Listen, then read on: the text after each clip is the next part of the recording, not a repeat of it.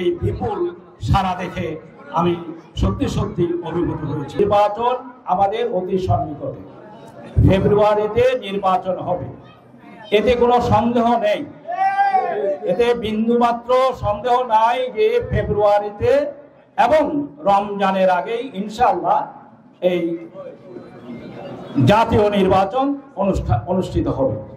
সেই অনুষ্ঠানের জন্য আমাদের প্রিপারেশন আমরা শুরু করেছি অনেক আগের থেকে, এবং যে প্রিপারেশনগুলি বাকি আছে তার মধ্যে গুরুত্বপূর্ণ এটা হলো যে কেন্দ্র কমিটিগুলি করা। আপনারা যারা বিভিন্ন সময়ে বিভিন্ন জাতীয় নির্বাচন করেছেন, আপনাদের অভিজ্ঞতা আছে এটা কত গুরুত্ব বহন করে।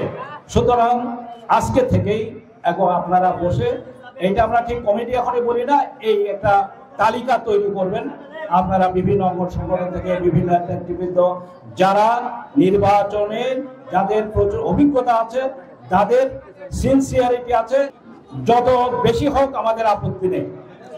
সুতরাং আপনারা একটা তালিকা শুরু করে দেন, আমাদের কাছে দিলে আমরা এটা, এবং ওইটা টেলিফোন নাম এবং টেলিফোন আমার বর্তমান আপনার যে পদবি সেটা শুধু উল্লেখ করতে হবে। একটা ফরম্যাটও কিন্তু আপনাদের দেওয়া হয়েছে। যারা হিন্দু, মুসলিম, বৌদ্ধ সবাই মিলিত হয়ে আমরা এই দেশটাকে, আমরা এই অঞ্চলটাকে, এই উপজেলাকে আদর্শ উপজেলা হিসাবে আমরা পরিণত করতে চাই। পারবো কি আমরা পারবো?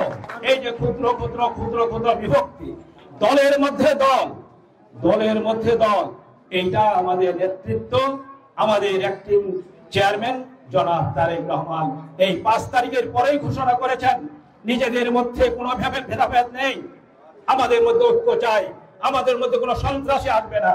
আজকে একটা পবিত্র দিন, এই জন্য আমাদের আমাদের মা বেগম খালেদা জিয়া, গণতন্ত্রের মাতা, তার আজকে জন্মদিন।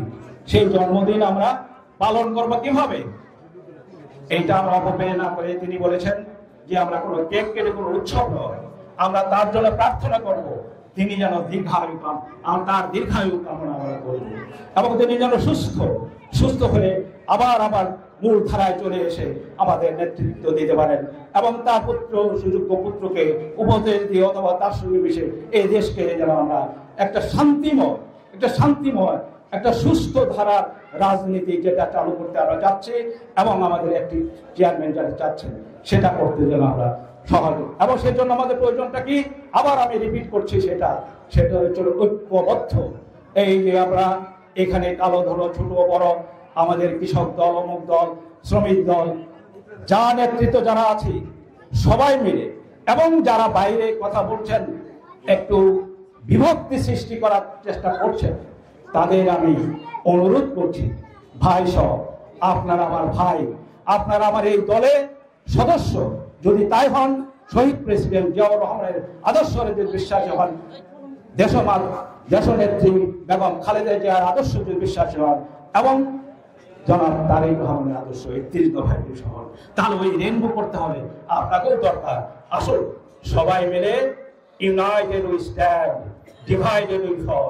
এই বিষয়ে আমি স্পষ্ট করে বলেছি যে কিছু মানুষ, কিছু দল আপনার স্বচ্ছ পানিকে, ঝর্ণার পানিকে নষ্ট করে সেটাকে ভিন্ন খাতে প্রবাহিত করতে চাচ্ছে। সেই দিন চলে গেছে।